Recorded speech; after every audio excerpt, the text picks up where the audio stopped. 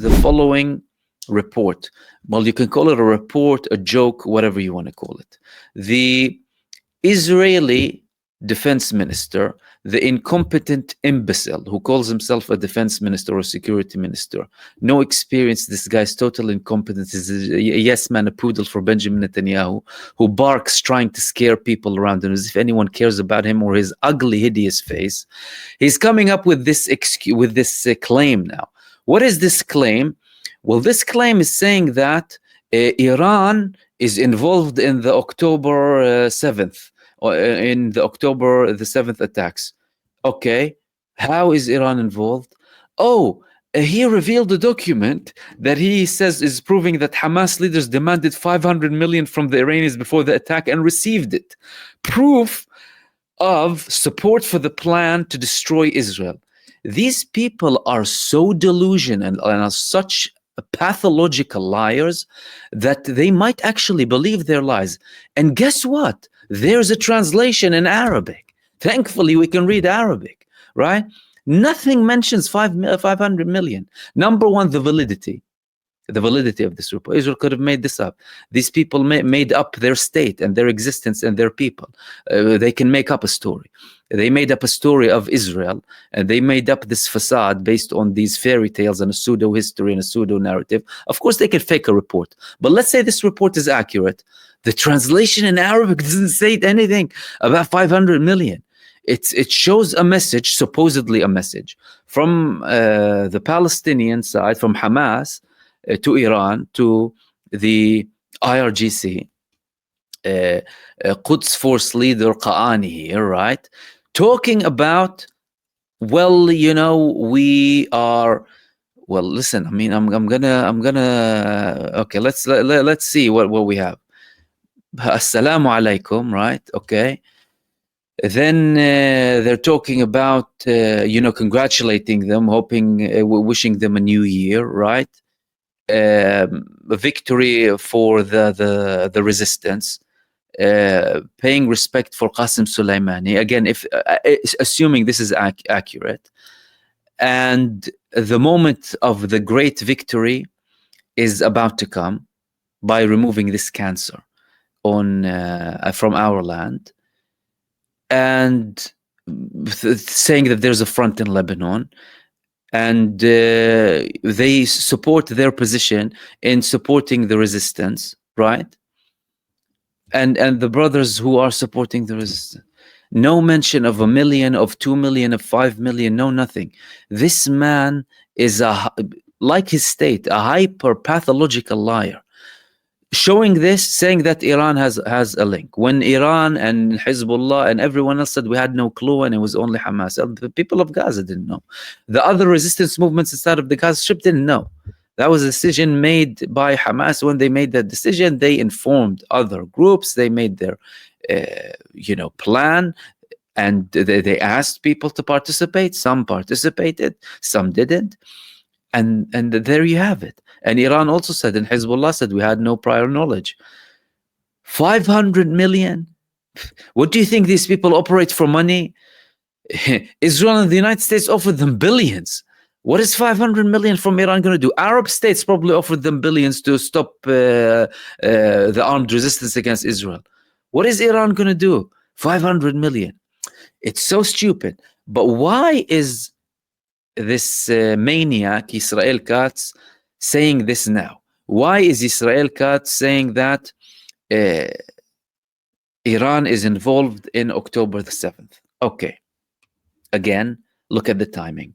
Netanyahu is going to see Donald Trump tomorrow. Trump already had these warmongering statements against Iran. He already blamed Iran, saying that they will be held responsible for every shot fired by Yemen. And now Israel Katz wants to tell him, hold on a second, they are involved in the 7th of October. Now, Israel before, by the way, the finance minister of Israel, the imbecile Smotrich, he said previously that Egypt bears liability for the 7th of October because they allow Hamas to channel stuff through the Philadelphia corridor to Hamas.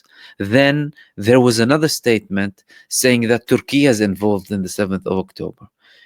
Whenever they want to come up with something, they'll come up and think that it's a fact. And the biggest problem is it feels like they believe themselves. By the way, it's as if they believe themselves.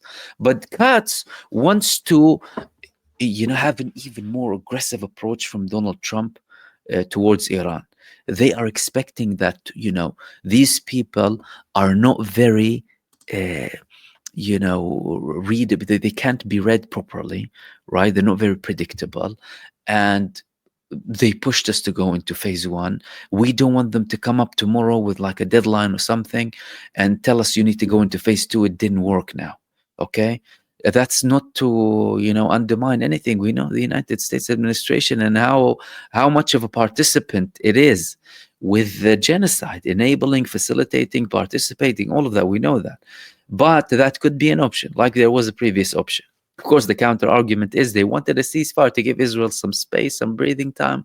No space, no breathing time made anything. And that space and breathing time can also be applicable on the other side too. When Israel was saying it had already so much advancement inside of the Gaza Strip. That didn't work, did it? And it doesn't make any military or strategic sense to all of a sudden withdraw all of your forces from the Gaza Strip only to have a plan to reinvade it again and lose all of that momentum. Fact of the matter is, you're talking about the ITF, the diaper army, the army of rats and child killers. They have been humiliated inside of the Gaza Strip. They had their heads put in the sand by people with flip-flops in Gaza. People are refusing to serve, over 50% refusing to serve. Now they're saying that in public in Israel. The Orthodox community, they're saying we will die and not serve this blasphemous Zionist entity. They're having so many problems internally trying to cover that up. The army is defeated and humiliated. The only thing they can do is go up with their fighter jets and target babies. That's what they're good at. And women, man to man, they were running. They were humiliated. The Gaza division was taken down in 2 hours on the 7th of October. They took army officers from the Israeli terror forces in their underpants. They went to sleep and they were hiding like rats. And you're telling me that this army wants to do something and can have a potential of defeating Gaza? And that on its own is symbolic. That is extremely symbolic. Threatening and flexing muscles against all other countries and what have you, daring to talk even about Iran. Dude, have you ever faced an army in your life? You have never faced an army in your life. What, when you faced a real genuine war, okay, 67 they won, good. Arab countries, no arms, no ever bad strategies. Then Egypt defeated them and they gained Sinai back. After that, what? Wars with people. Wars with innocent people, shooting people left, right, and center because they're cowards. And cowards can't defeat a nation with a genuine will to live, despite all of the catastrophe and despite all of genocide. It's not going to work, let alone threatening Iran. What is Trump going to do with Iran? What is Trump going to do with Yemen? What did Trump do? What did the United States do in Afghanistan? Someone tell me. 20 years sitting there, the moment they left, after getting a beating from Taliban go back to power. What happened to Iraq? People need to remember all of these things and not overestimate what these people are capable of. They're the biggest paper tigers, good against innocent civilians. They're no good against actual equipped armies. Israel, when they were attacking Iran from Iraqi airspace. They were petrified from trying to reach the Iranian airspace. So Katz, he's trying to convince now Donald Trump that it's not only Yemen. No. Iran is responsible for the 7th of October. Therefore, it is also responsible for the kidnapping of your civilians, as in your civilians, dual nationals, American terrorists participating in the Israeli army of terror and being taken as a prisoner of war by the Palestinian resistance under occupation. Total, under international law, everything is protected. So he's trying to say now, listen, these people caused that even against your people too. Therefore, we need to take action against Iran, because Benjamin Netanyahu's biggest dream is to drag the United States into a war with Iran. Is Donald Trump going to listen? Is Donald Trump going to follow ahead? We will see tomorrow or the day after. So far, Donald Trump has been giving Israel whatever it needs, However, is there a deadline? Is there a time limit? Is there an end to it? We need to see. And Donald Trump, at the end of the day, well, he's not having fun at home, is he? Donald Trump, we're seeing the biggest protests uh, in the United States. Well, some are saying the biggest protests in history in the United States. Over 1,200 protests, the biggest opposition protests, people from ethnic minorities, veterans, public servants, so many people protesting against what they're calling the oligarchs, the billionaires, those who are kidnapping their country. And there is a genuine movement inside of the United States against Donald Trump and his administration. And this is coming from people from all walks of life. Donald Trump is having a lot of trouble inside. And maybe part of that reason is how much he's fixated or focused on Israel rather than the United States. Make America great again. He already started making the Americans suffer financially, economically, safety wise, everything, freedoms. We're seeing everything that he's doing. These tariffs, trade wars, met with repercussions from other countries too. Loss, he was constantly talking about the automotive industry, for example, in the United States, and complaining to Europe, why are you not buying American cars? He's almost killing them now with what he's doing. And Europe is, of course, going to take some countermeasures. Some countries already declared that they did.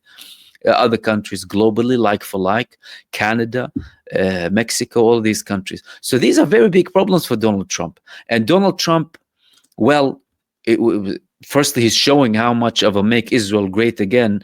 It was never great, really, but I'm saying his slogan. But rather than the United States, right, focusing on America, that's clearly also something that's going to be worrying Donald Trump, and he's going to have to prioritize now. Is he going to be focusing on Israel, or is he going to be focusing on the United States? Now, in Israel, and this was the final thing that I wanted to share with you before we go open the space up for the community. In Israel, more and more people, including people who are considered to be right-wing traditionally, even when we're talking about analysts, not just people in the establishment or people who had the positions of the chief of staff or the head of the Mossad, or they're saying that there's a coup in the state of Israel. And that was one of the articles that I want to share with you, saying that there is a coup here, but not street demonstrations or with the help of the military, but by the government, which is in almost every area. Releasing hostages, equal burdens, and opposing a forced coup is doing exactly the opposite of what the majority of the public wants.